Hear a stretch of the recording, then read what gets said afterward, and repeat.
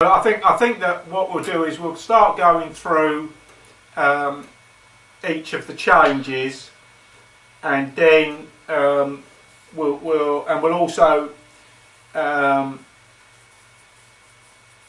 make sure we know what that means and what levels that you've got to have to get it right. So I think there's quite a few additions there because of what we've added in the training, and that also, hi Helen, and that also required some more definition. So there is a lot more definitions now, but I think the main thing is if we understand the importance of it and what we're trying to achieve by each one of these additional applications, then it's that concept that we're trying to get. We don't necessarily have to become great at it. So I did mess around a little bit with a few of the... so I think the first main thing was I put to introduce the pinprick. So what I mean by this is that, so we understand pinprick, but what we want to do is we want to discover whether the client in that first meeting does adopt a pinprick mentality, and if not, then within the procedure we still need to get them to aim at a pinprick. So I think it's the concept that we're not going to, because if we start teaching pinprick the very first part of the first lesson of our first association, then we're not, our judgment is clouded about what's the one thing that's going to make the most difference. So this is quite a change to the pattern, and of course I've had to stick it before the warm-up because we're not going to be able to do the measurements of aim or be able to look at that until we've got them aiming at a pinprick. So if they say to you, yeah, I always aim at a pinprick, then great, then tell me the pinprick that you're aiming at, and if not, then your bay should be set up that that there is something for them to aim at reasonably close, if you're on a mat, to the perpendicularity of the mat, and if not, if you're on a piece of grass, then something that's relatively straight ahead. So I'm particularly interested in Helen, Gary and Torsten, if he makes it on tonight. Do you understand what I'm talking about with that, and do you understand the importance of that and where I've put it?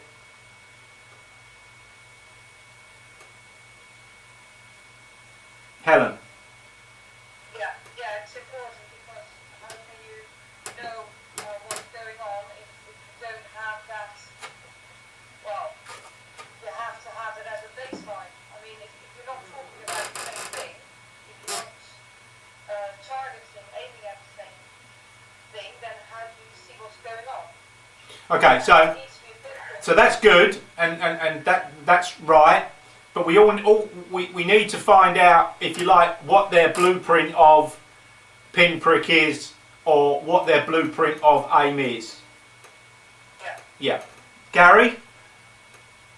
Yeah, I think it's very important that what I'd be asking is exactly where the pinprick is, where they think it is. And if they said it was left of the 150 side, I'd say, well, whereabouts are you aiming? Or let's put a pinprick. Yeah, so again, so this is really good. I'm glad you've put it like that. So, On the what? so yeah, but it's not, but you don't, but then you're beginning to teach already, and I don't want you to do that. So, if they say left of the target, mute down Gary, mute down Helen. So only unmute when I ask you a question. As soon as you've finished, mute down again. So as soon as you've understood that they aren't aiming at a pinprick, you give them the pinprick. Okay? Thanks, Brian. Well done. So do you understand the difference in that, Gary?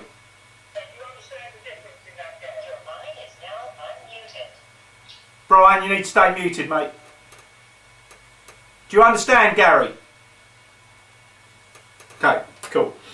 All right, and Helen? You understand? Yeah, okay. So the next educational part is to tell them about the 21,000, 5,000, 10,000.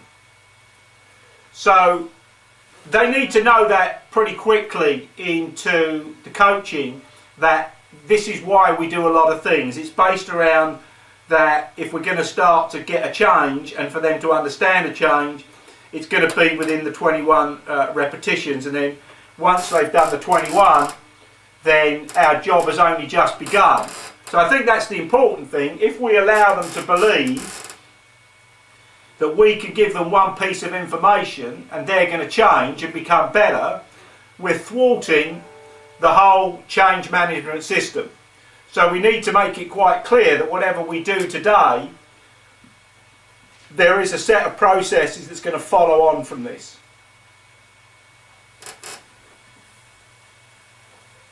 So I've added a couple of things to the chosen correct improvement. So the show them and tell them what to do. We are again doing the exaggerate. That's not the benchmark. So we've already set the benchmark, but what you're going to do within the benchmark still needs to be described. Okay? So again, we want to use the concept of the three representational systems or senses. So now develop the client as a learner. So this is quite a significant addition. All right, let's try and share screen.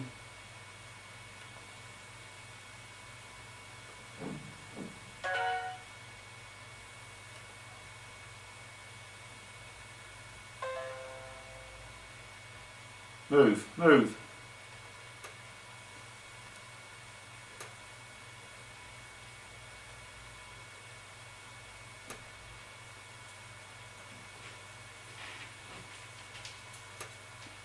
All right, 2 seconds. That's way past there.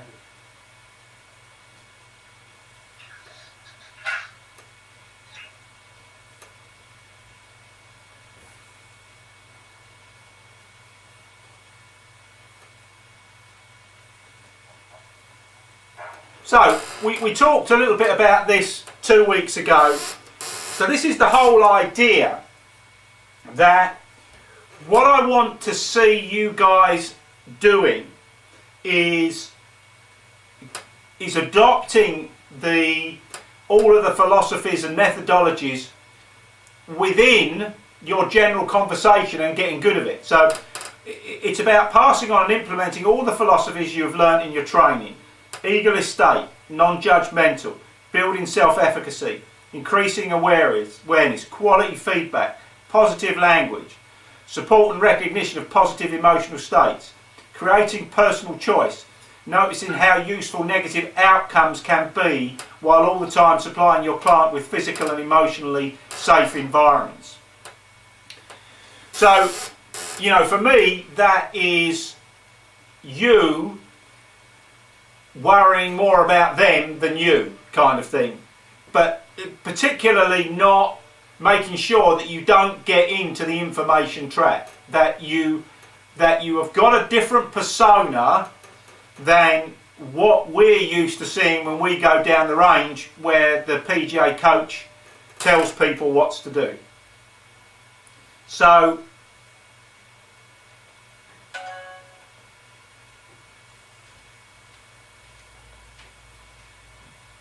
oops.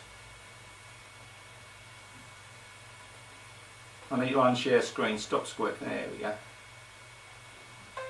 Okay, so there's an awful lot in that paragraph. How much, Gary, do you think that you've fully comprehended of all those aspects within that paragraph? Unmute.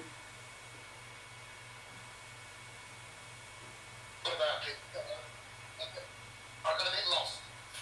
Okay, so how many of those things do you fully understand and fully comprehend? In which paragraph? The paragraph I read. Well, not very much of it at all. Okay, so what questions do you need to ask? Who do you need to talk to begin to understand all of those things?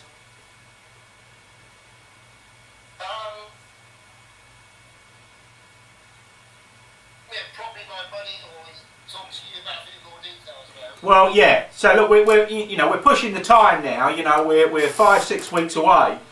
So I really want to start really extending these skills. Where are you on that, Helen? Where do you think that your understanding of that paragraph? Where do you think you are on a scale of 1 to 10? 10, you know exactly what we mean, even if you don't know how to practice it.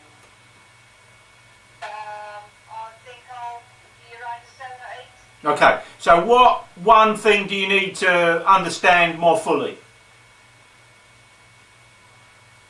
I think it's more of tying the whole thing together, as in practicing it more and more. So each part of itself, I understand fully. It's just, putting it into use.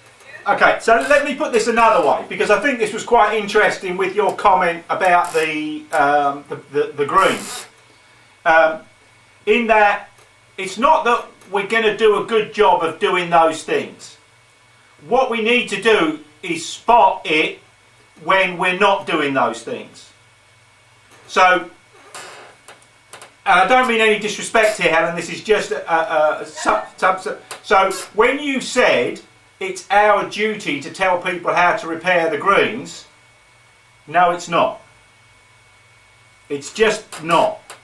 Now, that doesn't mean that you won't show when you go out and play how you meticulously repair the pitch mark and that of other people.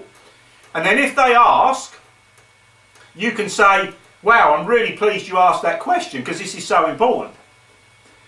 But what we need to, and this is something I need to do, is that sometimes I don't ask you guys enough questions. Now, sometimes this is because of the communication systems that we've got, but it's much better when we're looking for people to discover themselves rather than telling them what to do. So I don't expect you to be good at anything on this list. What I expect you to be able to do when you attend stage 2 or on a daily basis, recognise when you don't do it as well as you think you should be doing it. So if you don't know what self-efficacy means, you've got no way of becoming self-efficacious in noticing a lack of self-efficacy. So you've got to understand what it is and what it looks like and how that would make lessons different to then notice when you're not doing it.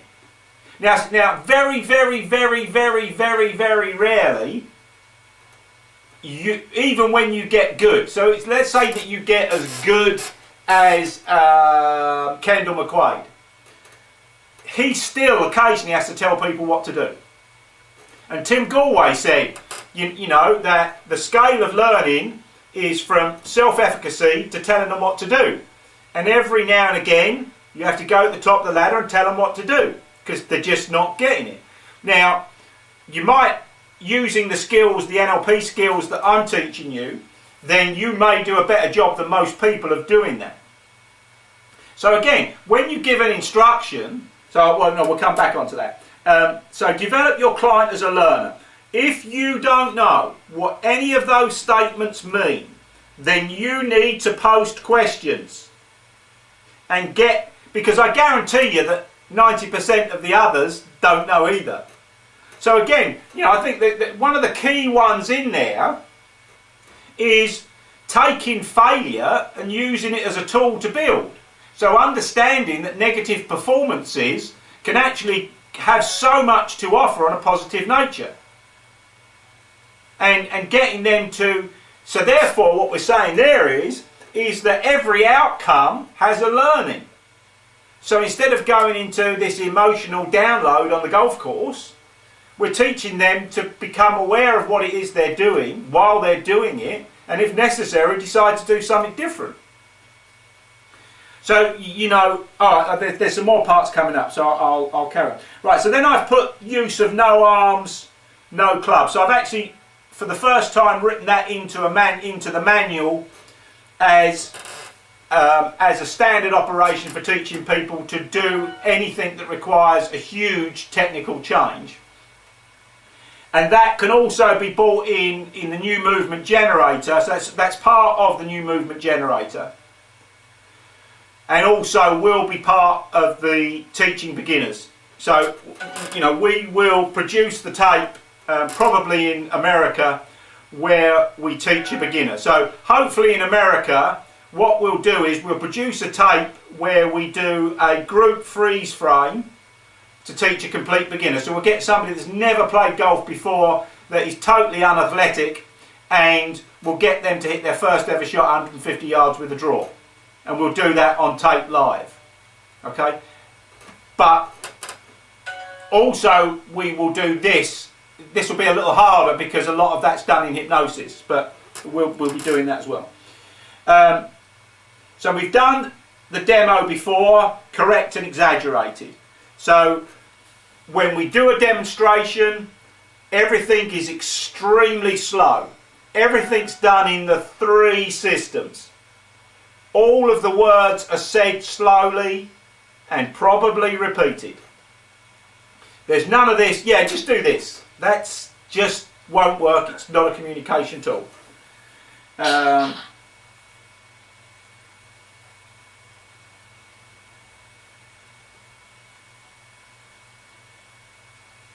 Okay, so then the next big ones, I've missed one out there because I was about to do something.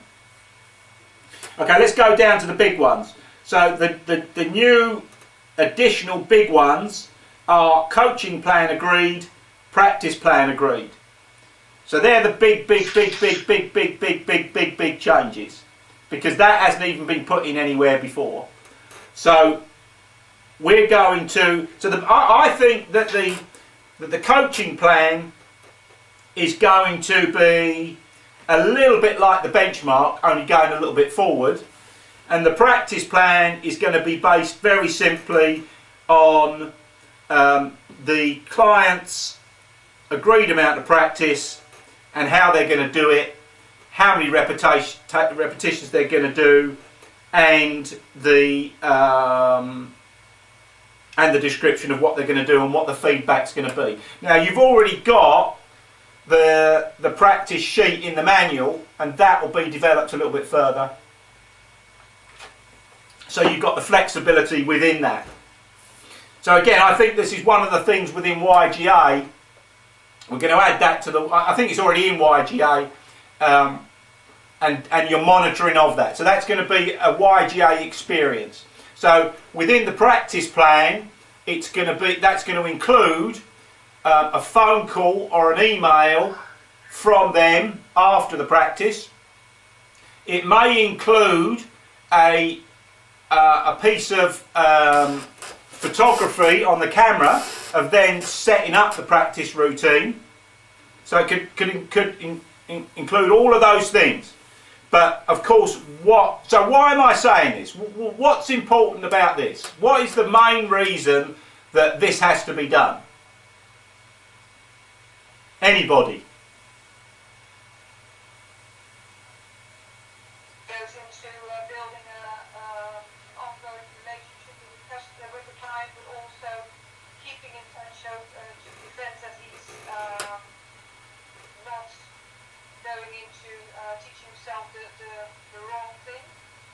Yeah, all of that. So you have the feedback. So what has... So basically this hasn't been managed before, has it? No one's ever had a lesson and been told what to practice, what the feedback is, and to film it and to ring them up and tell them how it went on. No one, that's never been done, has it? In your experience. So we're being different as well. So everything you said, anything to add, Gary?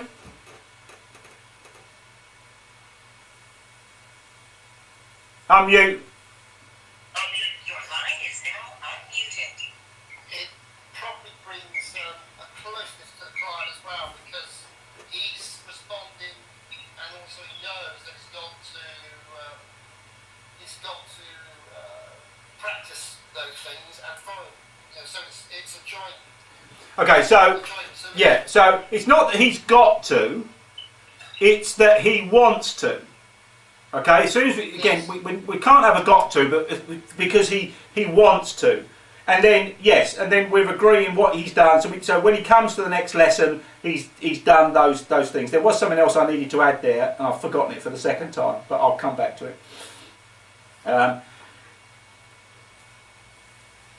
And obviously, all of this practice is done in the 21. Is done in the 21 balls. So when you start a practice session, when we're in Florida, you're going to need a nice felt tip pen,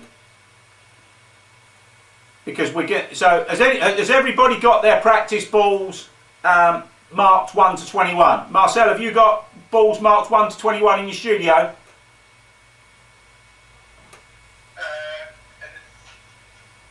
No.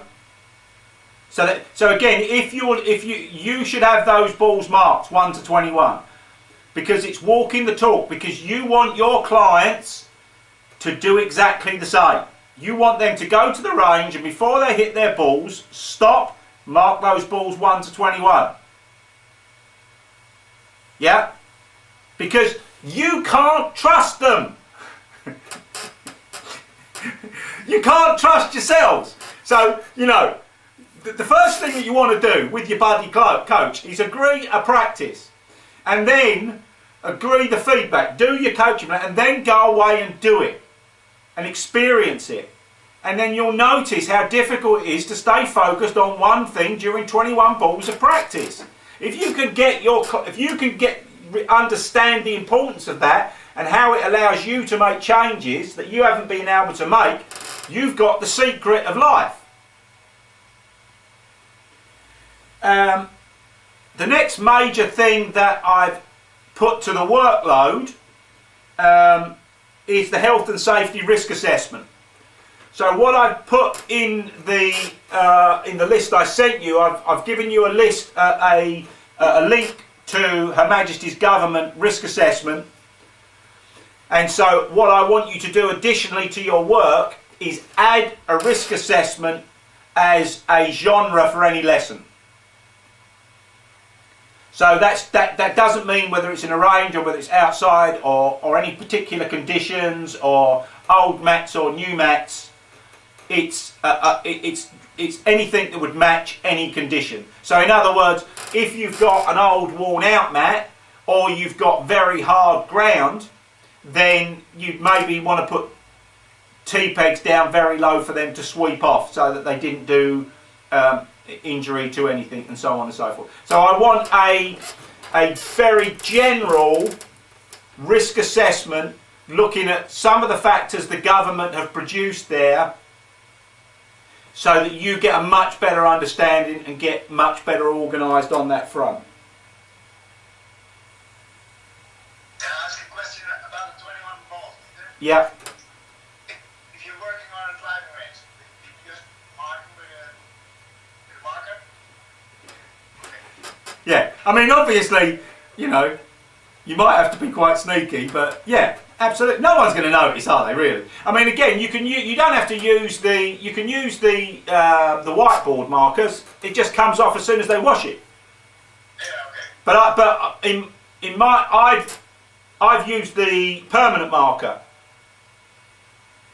Okay, and then I always set it up so that the number's there. So they're hitting the inside court of the ball, but the number's on top. So they've lasted a long while. My numbers have lasted a long while. And again, I'm even harsher on myself. So I only get that. I don't hit any balls loosely. I always put my 1 to 21 balls out when I'm doing my own practice, because I know what I'm going to do if I don't do it. So it's a really good, I found it very useful to me, kind of thing. Yeah. And how do you do it when you having a lesson in the course? You can't, because you're not going to hit 21 ball. Well, again, if you are doing it where you're hitting 21 shots from a particular place, fine. But I mean, generally, again, I don't. When I'm on the golf course, I'm very rarely teaching technique. I have done it, but it's usually all of the stuff within the playing stuff, rather than, because I'm too busy managing state. I'm too busy watching body language. I'm too busy looking at strategies to worry about technique. But that's not necessarily true, because let's say I'm trying to turn, somebody comes to me like, so Monty went to Pew, because he always cut the ball. He found that when he had he had to turn it right to left, he was struggling. So he went to Pew to hit right to left shots. So that's something I might take to the course, because it's still contextual, relational, but it still might be technique, because I'm getting him to involve his vision, his eyes, his imagination into a technique. But I can't think of too many that I would do like that. Again, I'm not giving you, generally, I'm accepting the fact that you're not going to work at a golf club, that you're going to be out on the course doing 18 holes with your client. So you wouldn't want to be teaching them technique where you couldn't keep them totally focused on that golf course anyway. You'd be wanting to do the other stuff. For those people that do work on golf courses, yeah, it might be appropriate for sure, and I would take advantage of that, because again, it's more contextual. So it's a very good question, Marcel.